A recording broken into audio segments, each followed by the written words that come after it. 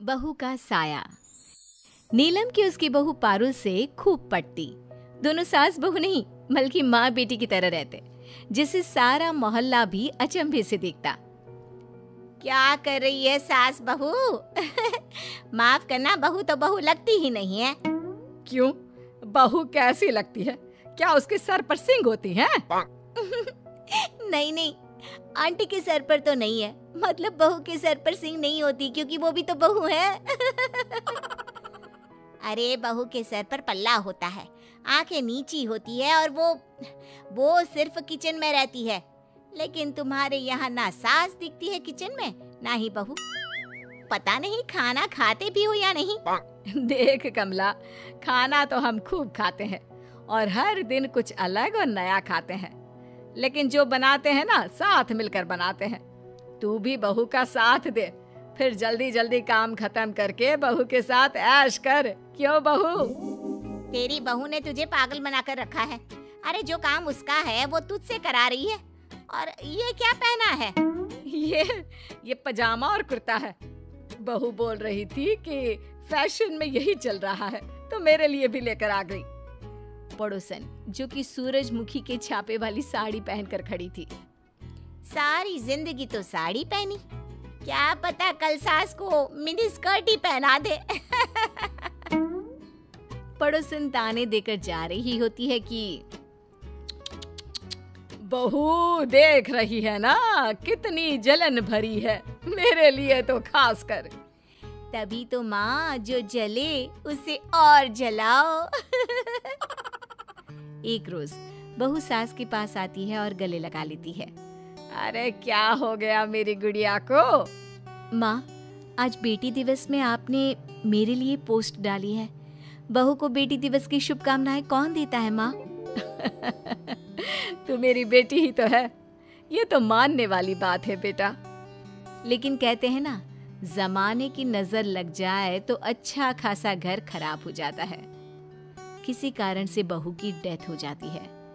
उसके जाने के बाद उसकी फोटो के सामने, मेरी बहू को कोई वापस ला दो, मेरे जाने की उम्र में वो क्यों चली गई। माँ, आज उसे गए 1 महीना हो गया है। अब तो ठीक से खाना पीना शुरू कर दो, देखो कितनी पतली हो गई हो। खैर, लोगों की सलाह पर बेटा दूसरी शादी कर लेता है। शादी के बाद नई बहू, माँ जी कब तक गम में बैठी रहेंगी? ये लीजिए खाना खा लीजिए। सास नई बहू के हाथ से खाना लेकर फेंक देती है। मुंह मत दिखाना दोबारा। चली है मेरी बहू की जगह लेने वाली। और हाँ, उसके कमरे में ना तो उसके कपड़े और ना ही उसके गहने, किसी भी चीज को हाथ लगाने की कोशिश भी मत करना। बहू डर जाती है, वो वहां से चली जाती है। फिर रात को, माँ क्या हरकत है ये? आपने राधिका का दिया हुआ खाना फेंक क्यों दिया?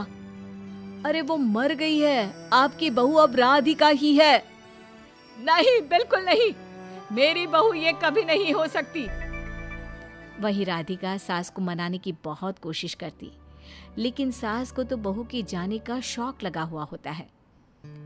माँ को खाने में खीर पसंद है, आज मैं खीर बना देती हूँ।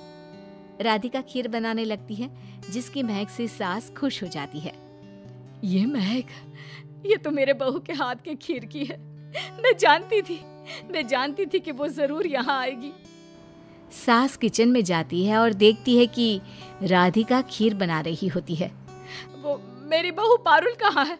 मुझे क्यों नहीं दिखाई दे रही? माँ जी, मैं हूँ यहाँ पर, मैं बना रही हूँ खीर। पारुल तो अब नहीं रही ना। तो तू क्यों मेरे और मेरी बहू के किचन में घुसी? हाँ, हट हट यहाँ से, मैं बनाती हूँ खाना। सास राधिका को किचन से निकाल देती है और खुद काम करने लग जाती है। तभी वहाँ पड़ोसन आ जाती है। अरे नीलम, क्यों परेशान रहती है? माना तेरी बहू हीरा थी, लेकिन जो आई है उसे भी तो समझ। वो भी तो कुछ सपने लेकर आई होगी ना। किसे समझूं? नहीं, वो मेरी बहू नहीं है। मेरी बहू का साया तो यही है। राधिका पड़ोसन को पानी लाकर देती है। राधिका बहू, नीलम और पारुल मोहल्ले में मिसाल हुआ करते थे। मैं भी कई बार यहाँ से लड़कर जाती। बहुत जलन होती थी मुझे इन सास बहू को देखकर। पता नहीं किसकी काली नजर ने घर खराब कर दिया। मैं सब जानती हूँ आंटी जी, लेकिन माँ जी को अपने जीवन को आगे भी जीना है। ऐसे तो नहीं चलेगा ना कि वो सारा दिन बिना खाना पानी के बैठी रहे। खैर, कोई क्या कहता। लोग घर आते, सास को समझाने की कोशिश करते और ऐसे ही एक दिन ननद आती है। देखिए भाभी, गलती तो आपकी ही है जो माँ ठीक नहीं हो पा रही। पारुल भाभी थी तब तो माँ मुझे भी याद नहीं करती थी, लेकिन आप है कि माँ के दिल से पारुल भाभी को निकाल ही नहीं पा रही है। अगर ऐसा है तो भैया ने तो शादी करके गलती ही करती है। राधिका को ननद की बात पर बहुत गुस्सा आता है, लेकिन वो करती भी क्या, शाम को पति से कहती है, मैंने हर काम करके देख लिया, लेकिन तुम्हारी माँ को पुरानी बहू की याद ही हमेशा सताती रहती है। मुझे लगता है मुझे अब इस घर से चले जाना चाहिए। देखो, हिम्मत मत हारो, मैं कोई उपाय करता हूँ जिससे माँ अब तुम्हें बहू मानने लगे। अगले दिन नहा धोकर राधिका पारुल की साड़ी पहन लेती है और सास को चाय देने जाती है। उसे लगता है कि सास पारुल की साड़ी में उस पर पारुल का अक्स देखेंगी, लेकिन हिम्मत कैसे हुई तेरी, हाँ, मेरी पारुल की साड़ी पहनने की। सास सारी गर्मा गर्म चाय राधिका पर गिरा देती है, जिससे वो जल जाती है। माँ जी, आज तो मैं नहीं जाऊंगी, चाहे जो भी हो जाए। आपको मुझे बहू के रूप में अपनाना ही होगा, या फिर सास राधिका को बहुत भला बुरा बोलकर कमरे से धक्के मारकर निकाल देती है। बड़ी आई मेरे पारुल की जगह लेने वाली। सास सो जाती है, लेकिन तभी उनके सपने में पारुल आती है। मेरी बच्ची, मेरी पारुल, कहाँ चली गई तू? माँ, मैं कहीं नहीं गई, बस राधिका बनकर आपका ख्याल रखना चाहती हूँ। माँ, वो मेरी जगह ले, यही मैं चाहती हूँ। तू ये चाहती है कि तेरे पति के साथ वो रहे? तू चाहती है कि मैं उसे बहू मान लूं? नहीं बेटा, नहीं, मुझसे ये नहीं होगा।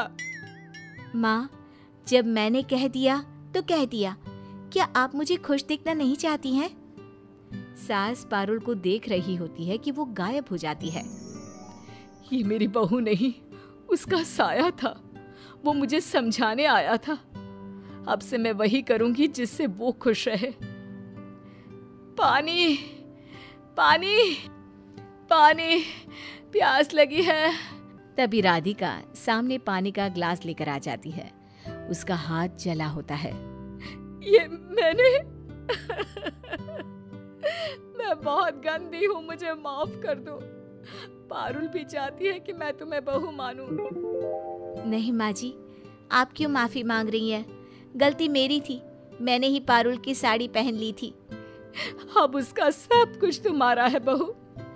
पारुल जैसी नहीं, तू जैसी है वैसी ही मंजूर है मुझे। और राधिका सास को गले लगा लेती है।